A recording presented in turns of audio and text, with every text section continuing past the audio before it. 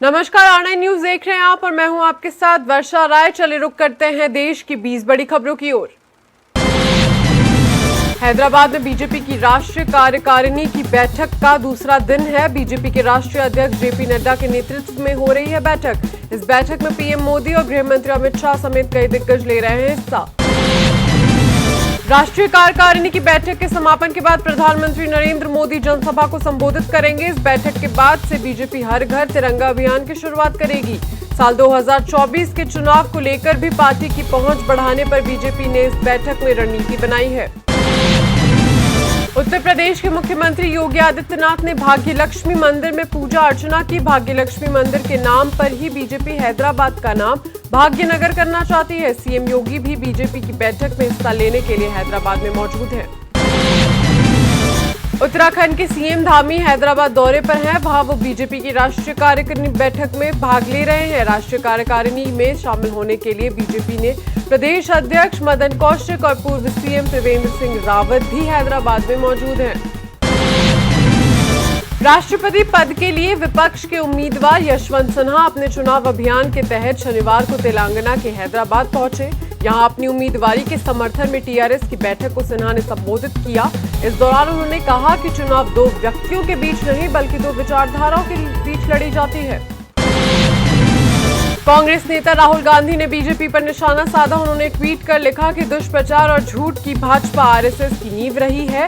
ये देशद्रोही चाहे जितना तोड़ने का काम कर ले, कांग्रेस से ज्यादा भारत जोड़ने का काम करती रहेगी। पंजाब के पूर्व सीएम कैप्टन अमरिंदर सिंह की पार्टी का बीजेपी में विलय हो सकता है और चर्चा ये भी है कि उन्हें एनडीए की तरफ से उपराष्ट्रपति उम्मीदवार भी बनाया जा सकता है। लेकिन फिलहाल स्वास्थ्य कारणों से पूर्व सीएम कैप्टन लंदन में हैं। अगले हफ्ते वापस लौटने की उम्मीद है। दिल्ली के मुख्यमंत्री और आम आदमी पार्टी के प्रमुख अरविंद केजरीवाल मध्य प्रदेश पहुंचे। इस दौरान उन्होंने एमपी में नगरीय निकाय चुनाव में आम आदमी पार्टी की प्रत्याशी रानी अग्रवाल के लिए रोड शो किया और जनता से वोट मांगे। उत्तराखंड में अचानक बेरोजगार दर बढ़ी है। ये 2.9% से बढ़कर 8.7 हो गई है, जो राष्ट्रीय स्तर की बेरोजगारी दर 7.8% से भी अधिक है। अक्टूबर 2020 के बाद पहली बार राज्य में इतनी बेरोजगारी दर बढ़ी है। वहीं यूपी में बेरोजगारी 3.1 से घटकर 2.8% हो गई है। दिल्ली की पटियाला कोर्ट ने मोहम्मद जुबैर की जमानत याचिका खारिज करते हुए उन्हें 14 दिन की न्यायिक हिरासत में भेजा है। पुलिस ने बताया कि आरोपी के खिलाफ दर्ज एफआईआर में 3 अन्य धाराएं भी जोड़ दी गई हैं। उदयपुर हत्याकांड के आरोपियों की पेशी के दौरान लोगों ने जमकर पिटाई की। हत्याकांड के आरोपियों की सुनवाई जयपुर के एनआईए कोर्ट में हुई। इस दौरान वहां मौजूद लोगों ने कमांडो और पुलिस की तैनाती के बीच बोतलों और चप्पलों से दोषियों पर हमला किया। महाराष्ट्र के अमरावती जिले के दवा व्यवसायी उमेश कोल्हे की हत्या के मामले में पुलिस द्वारा अब तक 6 आरोपियों की गिरफ्तारी की जा चुकी है। महाराष्ट्र पुलिस ने बताया कि नुपुर शर्मा के बयान का समर्थन करने पर व्यवसायी की हत्या की गई थी। लखनऊ में सोनेलाल पटेल की जयंती पर हुए बवाल के बीच विधायक पल्लवी पटेल को हिरासत में ले लिया गया है। इस दौरान ओपी राजभर और केशव देव को भी हिरासत में लिया गया। ये गिरफ्तारी पल्लवी पटेल द्वारा धरना प्रदर्शन के दौरान की गई है।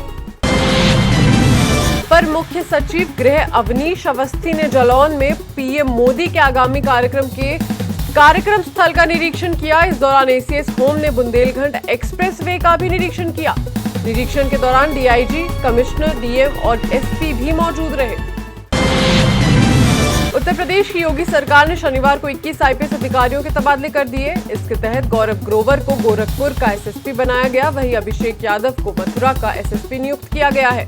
इसके साथ ही प्रयागराज में भी तबादले के तहत शैलेश पांडे को नया एसएसपी नियुक्त किया गया है। मेरठ में जिला पुलिस ने ड्रग्स माफिया तस्लीम की करीब 3 करोड़ की संपत्ति कुर्क की। इसके साथ ही आरोपी की 3 दुकानों पर ताला भी डाला। कार्रवाई के डर से आरोपी की पत्नी और बेटा फरार है। ये मामला सदर बाजार क्षेत्र के भूसा मंडी के इलाके का है।